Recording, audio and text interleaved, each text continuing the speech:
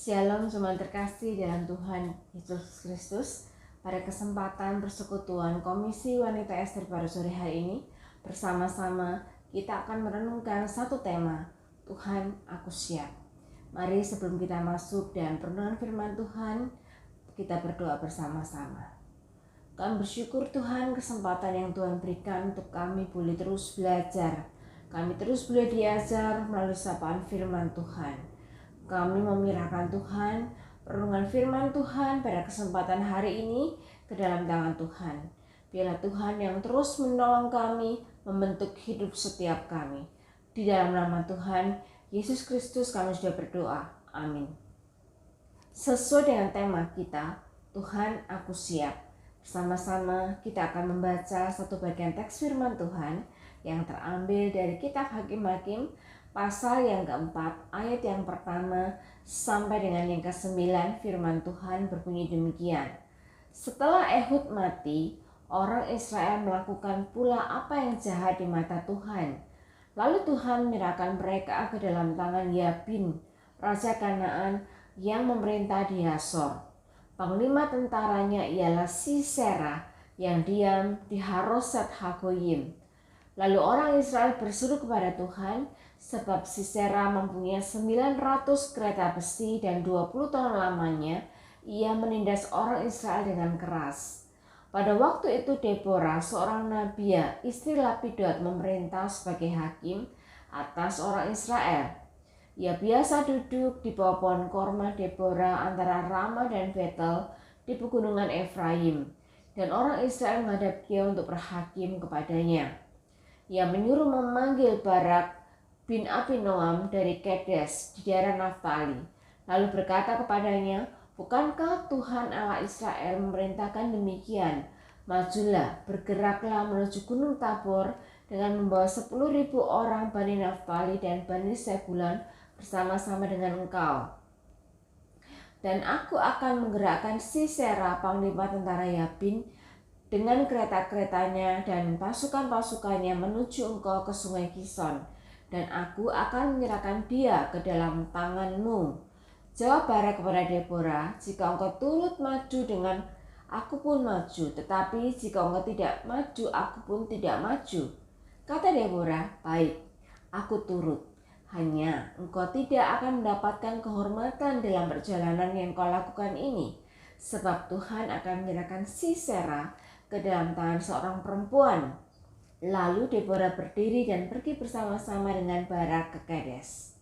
Saudara terkasih dalam Tuhan Yesus Kristus, saat ini di dunia modern bukan menjadi hal yang mengherankan jika di banyak sektor pekerjaan kepemimpinan perempuan itu terjadi. Bukan sebuah hal yang tidak mungkin, tetapi tidak demikian halnya di dalam masa Deborah, di mana patriarkal masih cukup kuat. Sejak kematian Yosua, Israel tidak memiliki pemimpin sentral yang kuat.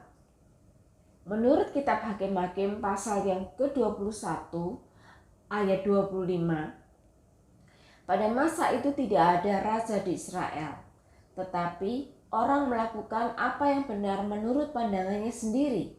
Kita bisa membayangkan ini adalah satu periode yang kurang baik. Jika tidak ada seorang pemimpin sentral yang mampu mengarahkan, maka tentu saja rakyat akan menjadi liar. Ada hal yang menarik dari siklus kitab Hakim-Hakim. Setelah seorang hakim menjadi pemimpin mati, maka orang Israel akan melakukan yang jahat. Lalu Tuhan menyerahkan mereka kepada musuh mereka.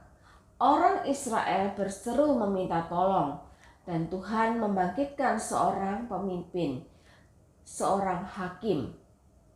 Saudara terkasih dalam Tuhan Yesus Kristus, di dalam pasal yang keempat, ayat yang pertama sampai dengan yang kedua disebutkan, setelah Ehud mati, orang Israel melakukan apa yang jahat di mata Tuhan. Lalu Tuhan menyerahkan mereka ke dalam tangan Yabin, raja Kanaan. Ayat yang ketiga, lalu orang Israel berseru kepada Tuhan, sebab Sisera memiliki 900 kereta besi dan 20 tahun lamanya ia menindas orang Israel dengan keras. Setelah orang Israel berseru kepada Tuhan, maka Tuhan akan membangkitkan seorang pemimpin, seorang hakim untuk membebaskan orang Israel. Ayat yang keempat dikatakan, pada waktu itu Deborah, seorang nabiya, istri Lapidot, memerintah sebagai hakim atas orang Israel. Ayat ini memberikan informasi bahwa Tuhan membangkitkan seorang hakim untuk memerintah Israel, yaitu bernama Deborah. Deborah dikatakan juga adalah seorang nabiya, seorang hakim perempuan satu-satunya. Dia menjadi pemimpin di Israel selama periode yang masih sangat kacau di dalam sejarah bangsanya. Dia adalah hakim yang keempat yang tercantum dalam kitab Hakim-Hakim. Nama Deborah sendiri artinya adalah lebah. Dia dikatakan sibuk seperti lebah. Matthew Henry menyatakan bahwa namanya sendiri menunjukkan pekerjaan lebah yang begitu sibuk, rajin, memiliki persepsi yang begitu tajam, yang identik artinya dia memiliki kebijaksanaan. Sangat berguna, manis bagi teman-temannya, dan tajam bagi musuh-musuhnya.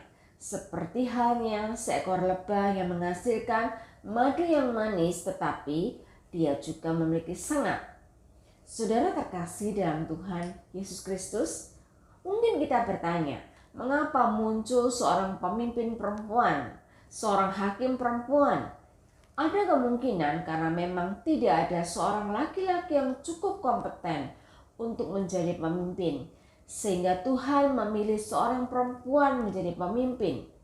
Tuhan menggunakan seorang wanita karena dia selalu bisa menggunakan siapapun untuk mencapai kehendaknya di dunia ini. Pilihannya mungkin tidak biasa, tetapi Tuhan kita adalah Tuhan yang penuh dengan kejutan. Nama Deborah tiba-tiba muncul dan dia adalah istri Lapidot. Dia biasa duduk di bawah pohon korma Deborah antara Rama dan Betel di pegunungan Efraim. Di bawah pohon korma itulah dia biasa bekerja. Deborah dikenal sebagai seorang hakim yang baik. Deborah adalah seorang perempuan yang memiliki kebiasaan begitu luar biasa. Orang Israel mendatanginya untuk memintanya menolong mereka memutuskan segala persoalan mereka. Deborah bukan hanya seorang hakim, tetapi dia juga adalah seorang pemimpin militer, suatu hal yang tidak biasa pada masa itu. Saudara terkasih dalam Tuhan Yesus Kristus, apa yang dapat kita pelajari dari kisah Deborah ini?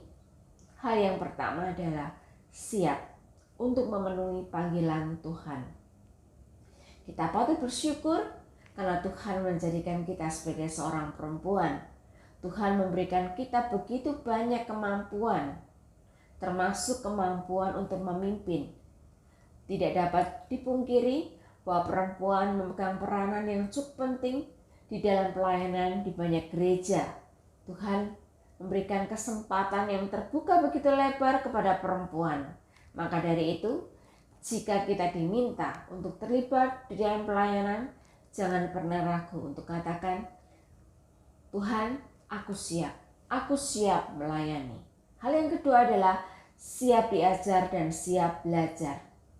Deborah dipilih oleh Tuhan menjadi seorang hakim perempuan di antara sekian banyak laki-laki di antara bangsanya. Tentu ada alasan tertentu. Tuhan mempersiapkan Deborah yang membantunya bertumbuh dalam keyakinan dalam mendengar suara Tuhan. Deborah adalah seorang hakim. Dia belajar bagaimana memimpin, bagaimana dia belajar mendengarkan keluhan orang lain, dan juga mendengarkan suara Tuhan. Deborah juga belajar begitu banyak hal tentang militer.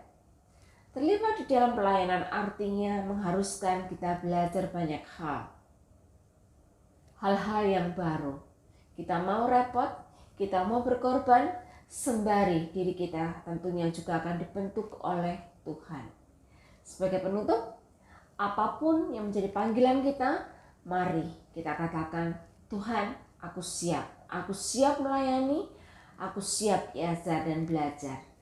Percayalah dan yakinlah bahwa Tuhan memiliki rencana yang terbaik bagi kita semua. Bila renungan singkat ini berkati setiap kita. Amin.